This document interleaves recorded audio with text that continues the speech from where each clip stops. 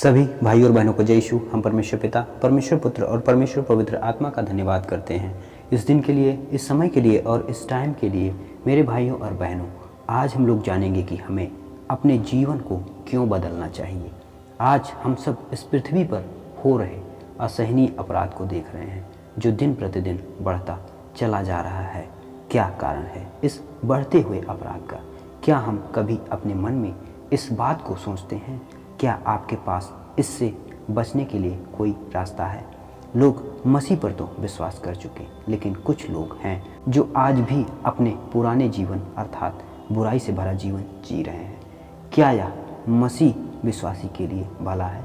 क्या हम विश्वासी होकर किसी से इस बात को कहने लायक हैं कि यीशु मसीह जीवन बदलता है?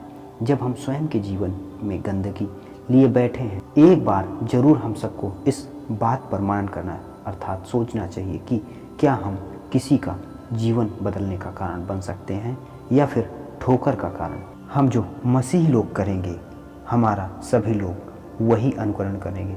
यदि हम हमेशा मसीह के कार्य में लगे रहेंगे तो लोग हमें देखकर हमारा ही अनुकरण करेंगे। मसीह की बातों में, मसीह के कार्यों में ही उनका मन लगेगा। हमें इस बात को समझना है, हम जो करते हैं इसका प्रभाव लोगों पर क्या हो सकता है। मसीह जीवन एक पवित्र जीवन होता है। हम सबको इसे स्वीकार करना होगा। हम इसे नकार नहीं सकते हैं। हम अपने आप को बदलें, धीरे ही धीरे सही, लेकिन कीचड़ में पड़े रहना ये मसीह जीवन नहीं कह सकते हैं। कि आप यीशु मसीह पर विश्वास करते हो और आप लोगों के सुख का कारण हो।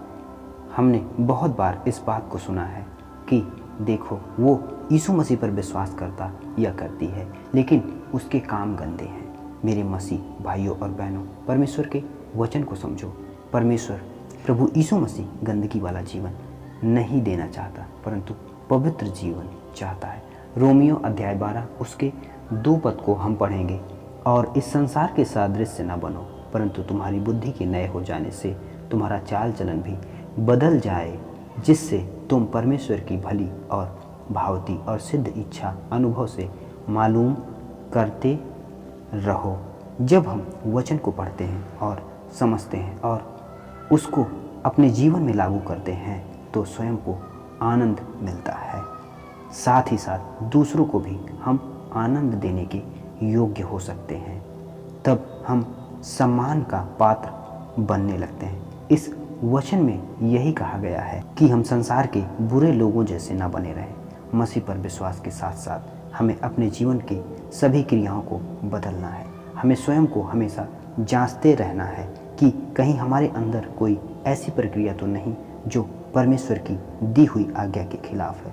ऐसा करते करते एक दिन पूर्ण रूप से हमारे अंदर छिपी हुई सारी बुराइयां दूर हो जाएंगी। तब हम सब परमेश्वर के सिंहासन के सामने खड़े होने के योग्य हो जाएंगे। सभी भाई और बहनों को जय यीशु। हम परमेश्वर पिता, परमेश्वर पुत्र और परमेश्वर पवित्र आत्मा का धन्यवाद करते हैं इस दिन के लिए, इस समय के लिए और इस टाइम के लिए।